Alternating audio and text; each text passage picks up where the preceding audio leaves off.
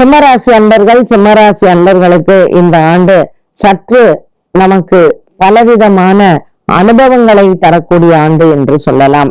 ஏற்கனவே சனி பகவான் நமக்கு 8ஆம் இடத்தில் சஞ்சாரம், ராசியில் இருக்கக்கூடிய கேது பகவான் மற்றும் சனி பகவானினுடைய இந்த 8வது சஞ்சாரத்தில் செவ்வாயுடன் சேர்ந்து இருப்பதனால் வீட்டில் இருக்கக்கூடிய கணவன் மனைவிக்கு குழப்பங்களும் பிரச்சனைகளும் அதிகரிக்கலாம்.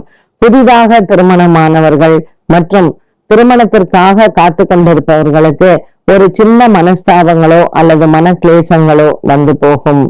சிம்மராசி அன்பர்கள், இந்த வருடத்தில் நீங்கள் திருமண வைபவங்களை ஒத்தி வைப்பது நல்லது.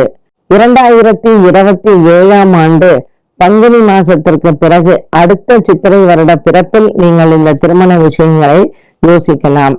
தற்பொழுது சிம்மராசி அன்பர்களுக்கு குடும்பத்தில் சின்ன சின்ன மனவேதனைகள், பொருளாதாரத்தில் நஷ்டங்கள் மற்றும் பிறர் உங்களுக்கு தர வேண்டிய பண பாக்கிகளில் ஏமாற்றங்களையும் சந்தித்திருக்கலாம்.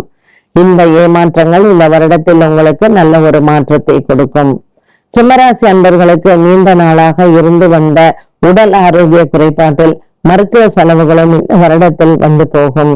தோல் வியாதிகள் மற்றும் சர்க்கரை வியாதிகள், உங்களுக்கு ஏற்கனவே அறுவை சிகிச்சைகள் ஏற்பட்டு அதற்கு நீங்கள் மருந்து எடுத்துக்கொண்டதாக இருந்தால் இந்த சம்பவங்களில் அது உங்களுக்கு சில குழப்பங்களையும் அது சம்பந்தப்பட்ட ஒரு சில பிரச்சனைகளையும் கொடுக்கலாம்.